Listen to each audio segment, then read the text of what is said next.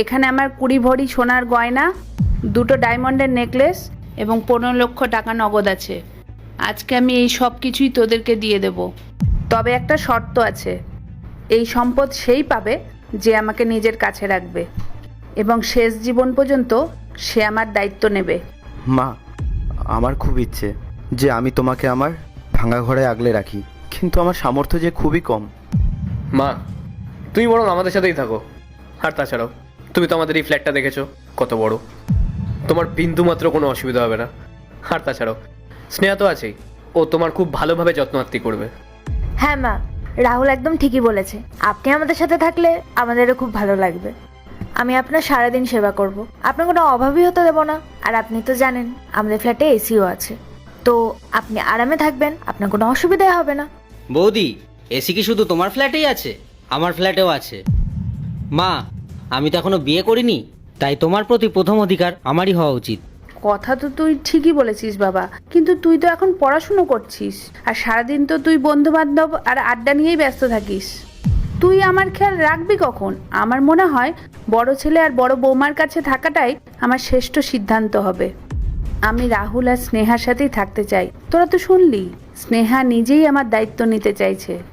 মা, তুমি একদম সঠিক সিদ্ধান্ত নিয়েছো। তুমি ভালো থাকলেই আমরা খুশি। দাদা, মায়ের যেন কোনো অযত্ন না হয় সেদিকে খেয়াল রাখিস।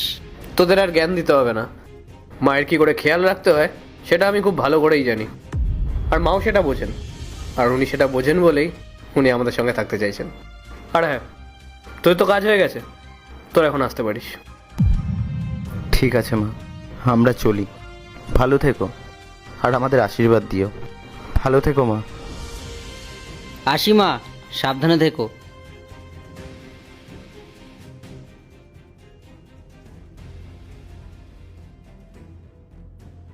এই বুড়ি, এনে তো জিনিসপত্র। আর এক মুহূর্ত এখানে থাকতে হবে না, বেরিয়ে যায় এখান থেকে। এ কি বলছো বৌমা? আমি কি ভুল করেছি? ভুল তো আমরা করেছি যে এতদিন ধরে আমরা আপনাকে ঘাড়ের ওপর বসিয়ে রেখেছি। আজ থেকে আপনার এই বাড়িতে কোনো জায়গা নেই।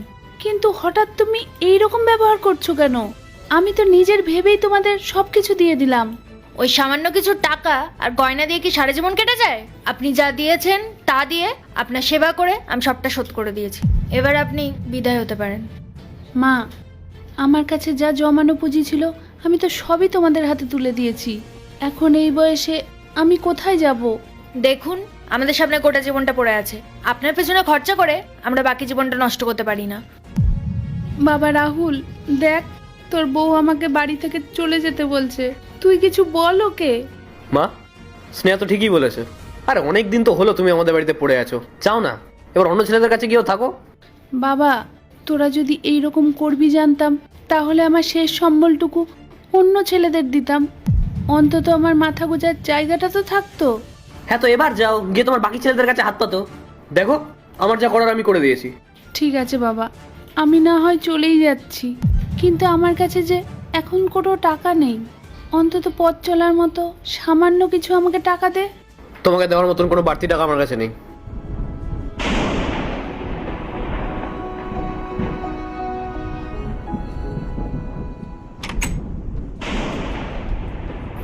মা, তুমি হঠাৎ এই অবস্থায় এখানে কেন? বাবা রনিত, আমাকে রাহুল আর বড় বৌমা বাড়ি থেকে বার করে দিয়েছে রে। তুই আমাকে একটু আশ্রয় দে রে বাবা। আচ্ছা মা, তোমার সেই গয়নার বাক্স, 15 লাখ টাকা, ওগুলো কোথায়? ওগুলো নিয়ে এসেছো তো? না রে বাবা, ওসব তো ওরা আগেই আমার কাছ থেকে কেড়ে নিয়েছে, আর সব কিছু কেড়ে নিয়ে আমাকে পথে বসিয়ে দিয়েছে। বাবা, আমি কি তোর কাছে থাকতে পারি? আমাকে কি একটু জায়গা দিবি? আমার কাছে থাকবে? তুমি তো সেদিনকেই বললে যে আমার কাছে থাকতে পারবে না। তুমি একদম ঠিক বলেছিলে, আমার নিজের হাত খরচ আর পড়াশুনোর খরচা আমি নিজে থেকে কি করে চালাবো? বাবা, তুই তো খুব ভালো চাকরি করিস। আমি তো সামান্য একটু খাবো আর ঘরের এক কোণেই পড়ে থাকবো। তোর কোনো অসুবিধা হবে না রে বাবা। না মা, অসম্ভব। আমি চাকরি করি বলে আমার সমস্ত উপার্জনের টাকা তোমার উপরে খরচা করতে পারবো না। আমারও নিজের একটা ভবিষ্যৎ আছে। তুমি বরং অন্য কোথাও দেখো, আমি তোমাকে এখানে রাখতে পারবো না। আরে শ্রেয়া, ওই দেখো মা আসছে। আরে মা, তুমি? আর তোমার এই অবস্থা কেন? তুমি আগে বসো। আর তুমি একা এসছো কেন? আর দাদা বৌদি বা কোথায়? আর তারা এলো না কেন? আমি একাই এসেছি রে বাবা। সে কি মা, তুমি তো আমাদের কথা ভুলেই গিয়েছিলে।